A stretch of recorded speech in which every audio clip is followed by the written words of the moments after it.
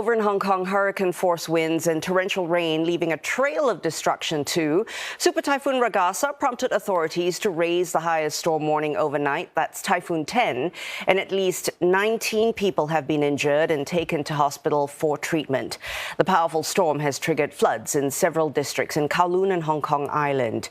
And the roofs have been blown off some pedestrian bridges. The strongest wind speeds have been measured at more than 200 kilometers per hour, and schools and businesses are shut.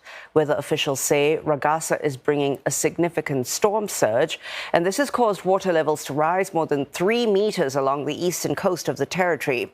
Streets have been flooded in low-lying areas. Authorities said that this super typhoon poses a serious threat to the city, with a maximum storm warning to remain in force for some time.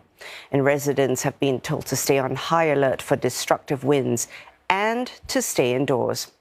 And CNA's senior correspondent Wong joins us live from Hong Kong. She's got the latest. May, it looks really, really windy where you are, and we know that the highest typhoon warning 10 is in place. So how severe are conditions right now? Tell us. I'm here at Causeway Bay on Hong Kong Island, and to be honest with you, I've been walking around this area because this is a regular and very famous shopping district. But at this moment, actually, it's not as severe as other parts of Hong Kong, because I believe that the eastern part of Hong Kong is quite battered, especially with flooding cases. Well, as you've said earlier, about 20 reports of flooding already has been identified by the authorities, and they're working on that. Now, over here in Causeway Bay at this moment, as I mentioned, it's usually an extremely busy place here, but right now everything is shuttered. You can also see that there is practically no traffic on the road right now, and that is extremely rare in Causeway Bay. Now, I'm just going to take a walk to show you exactly what's going on, because today is a day that a lot of the people are staying home. The businesses are shuttered because they have told the workers to stay home, because the signal Typhoon 10 is still in force at this moment in time.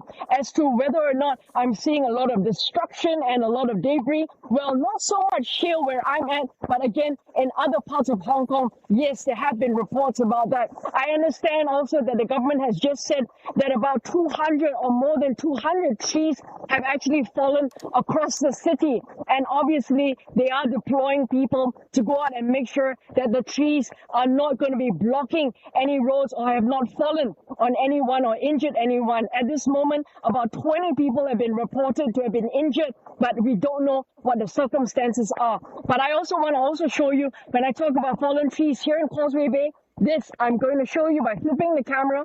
This is what I'm seeing at this moment in time. So you can see trees uprooted.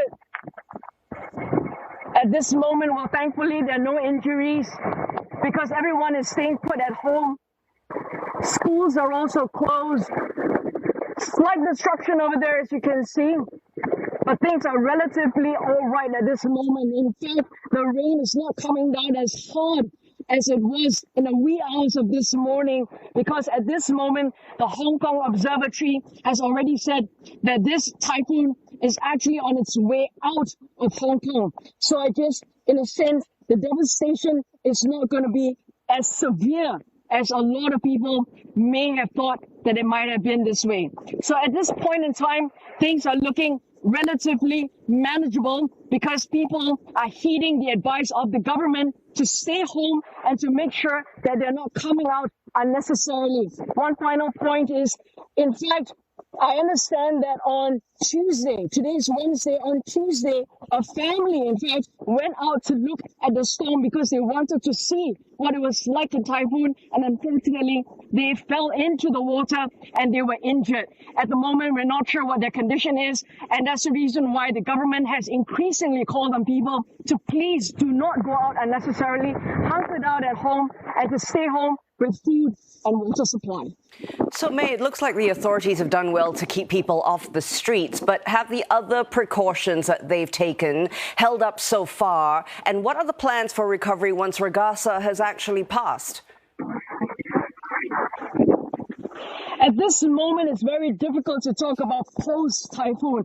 They are trying right now to actually figure out whether or not they need to deploy more teams out there in order to make sure that the people are going to be helped if necessary, and also to prevent any flooding from exacerbating. Well, you can imagine that before this, the government was already well prepared in terms of making sure that they unclogged the drains and also got ready the response teams. They've upped the number of response teams by almost 10 times to make sure that they're ready to be deployed if an emergency happens. They've also gotten ready a lot of the water pumping machines, the very advanced one, which will be able to pump out a lot more water at a faster rate. So they're ready to deploy those as well in very flood-prone areas, particularly in low-lying areas here in Hong Kong. As you can imagine, Hong Kong is a very hilly place, and that's the reason why there could be a lot of water swells and as well as the storm surges from this typhoon that will spill over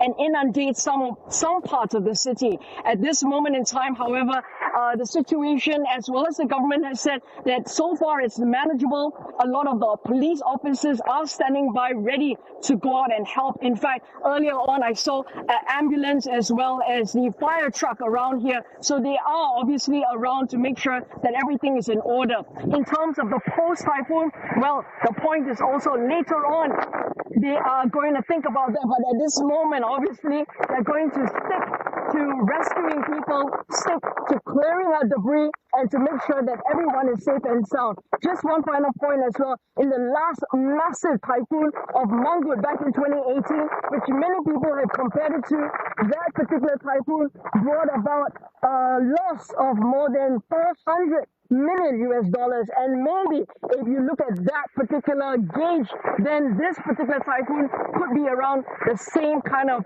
loss amount that you can potentially expect as well. But at this point in time, no talks about post-typhoon recovery, because we're still waiting to see how we are going to get through this as Hong Kong. Got it. Well, you go to safety there then. Thank you so much. Reporting from the streets of Hong Kong, our senior correspondent Wong.